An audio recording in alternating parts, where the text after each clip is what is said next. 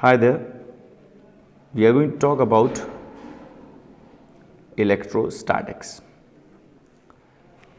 This is the first lecture of electrostatics, so we'll be covering only the basic part, that is about electric charge, its properties, right? So let's talk about first of all electric charge. See, let's try to define first of all this electric charge. We can say that it is the basic property, it is the basic property of a substance due to which it shows electrical and magnetic effects. All right, so this is what basic property. Why we are calling it basic? Because the actual reason is not very much clear to us. That's why we call basic and leave it as it is, and we say basic property of a substance due to which it shows electrical and magnetic effects. What kind of effects these are? We'll be talking about these effects in upcoming chapters, right? We have chapters separately in the syllabus of 12th standard. We have a chapter for electrical effects, then magnetic effects, then we have a combined chapter of both the effects that will be talking about later, right? So it is the basic property of a substance due to which it shows electrical and magnetic effects. All right, now let's try to understand few basic properties of an electric charge, right? The first one, that is very common, it is very easy to understand. It is found that charge is of two types. So charge is of what? Two types, and these are positive and negative, right? So we call we have two types of charges. We call one as positive and another as negative. Negative charge, the fundamental particle that carries negative charge is electron, obviously, and the fundamental particle which carries positive charge is proton. Now this was very common thing, simple thing. Let's talk about another property. I must say that electric charge of an isolated system is what? Conserved, right? Means we can say that it follows law of conservation, right? So I can say law of conservation of charge is valid or applicable, right?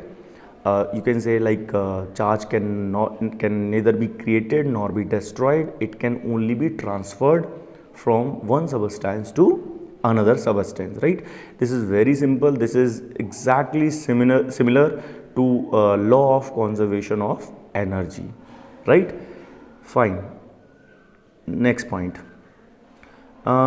We say that charge is a scalar quantity. You might be getting this thing. Charge is what? A scalar quantity. It is not a vector. Means it has magnitude only, right? And along with this, I can mention that the SI unit of charge,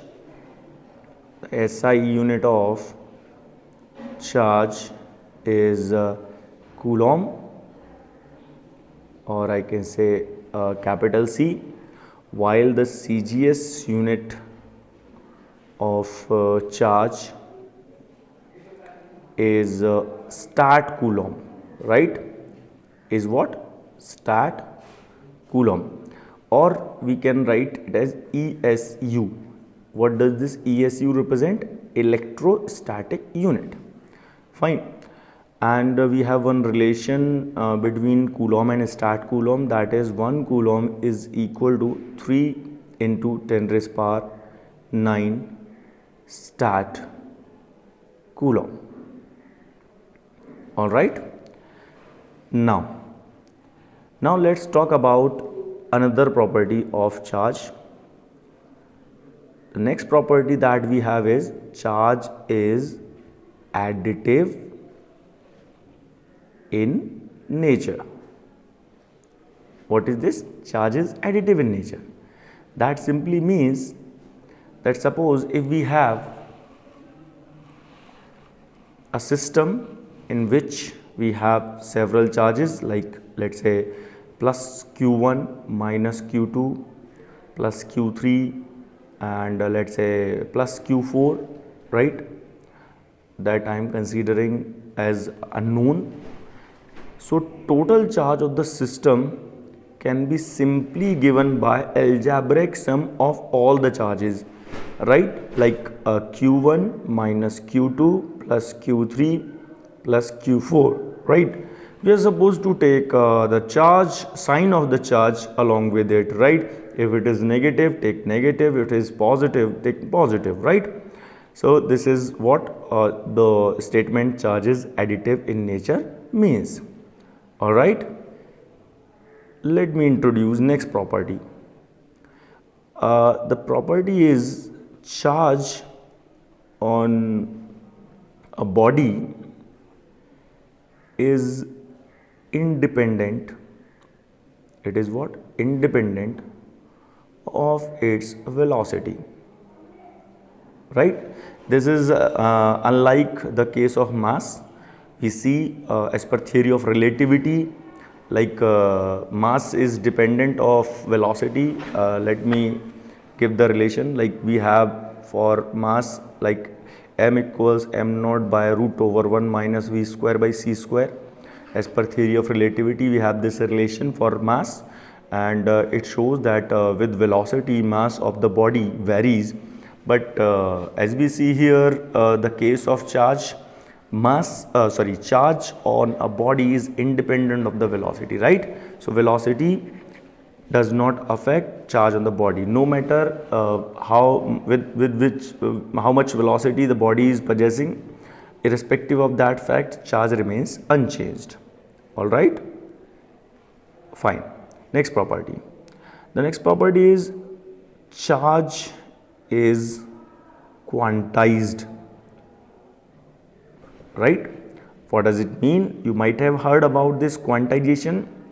Let me tell you in what cases we say some physical quantity as quantized. In the case when we are able to express the charge like this, like in the form of integral multiple of the smallest value of the, like we are talking about charge. So I must say here, like charge is always found in nature only in the integral multiple of electronic charge. This is the minimum charge. Here I must introduce one thing. Although this electron, as per the theory, this electron is divisible in quarks. Every charge fundamental, like proton also, it is divisible in quarks, but as per up to this standard that our discussion is restricted only up to indivisible property of electron. That means we are not supposed to consider electron as a divisible, we are supposed to consider electron as indivisible. So that means charge can only be found in the integral multiple of an electronic charge. This is the least value of charge that can be found in nature, right. And n is obviously an integer, right. 1 2 3 4 5, any integer. Obviously charge can be positive or negative, so I must write here positive negative sign also, right. So that means the quantization of charge means when as I told you, when we are able to express charge like this, integral multiple of the least value that exists in nature, then we say that charge is quantized. So this is the meaning of quantization, right? We see several questions based on this in upcoming lectures, right? Okay, now we have talked about I must mark few important properties like the charge is independent of velocity, charge is quantized, and charge is conserved, right? So these are the basic properties of electric charge, right? Let's come to the another point.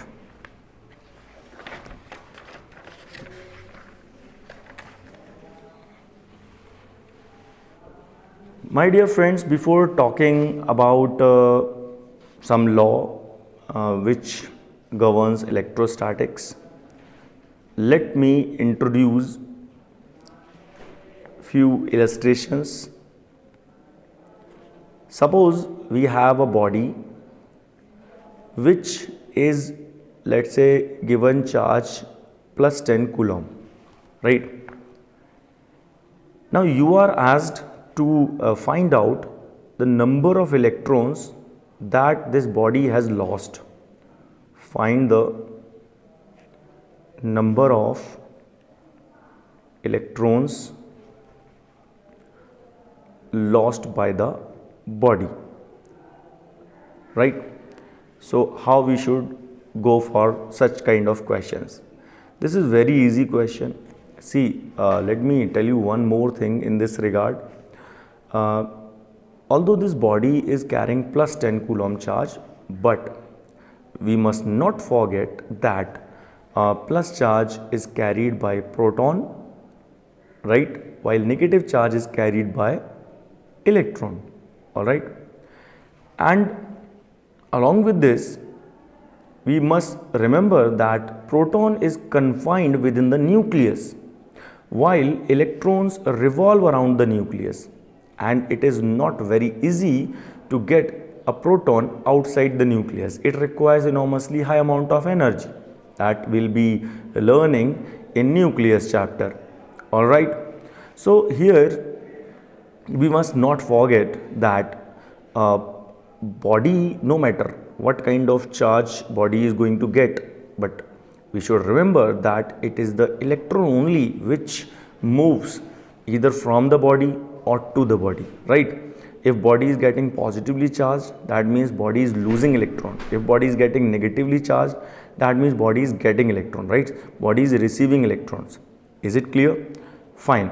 If there is any confusion, please let me know in comments, all right. So here we are supposed to find out number of electrons lost by the body. How we should go for this? For the solution, see, we know that charge in nature anywhere exists only in this form, Ne. Here we are dealing with positive charge, so we must use positive sign. This is as per quantization law. So the charge, given charge is 10 coulomb, and N obviously represents number of electrons, right? Number of electrons. Perfect. So the electronic charge value is 1.6 into 10 raised power minus 19, and you can solve this like 10 by 1.6 into 10 power minus 19. You get something like 6.25 multiplied by 10 raised power 19 electrons. All right, great. Now let's talk about one more question. Let's suppose we have let's say 127 gram of copper, right? This is given as sample, right? And question is saying each copper atom has lost one electron, all right. Now the question is find the total means net charge on the sample. You are supposed to find out the net charge, where you are also given that atomic weight of copper is 63.5 u. All right, so this is the question, and you are supposed to solve, my dear. Let me tell you one more thing here. Mole concept is used. This is very important question, because in several exams, competitive exams, this question has been asked.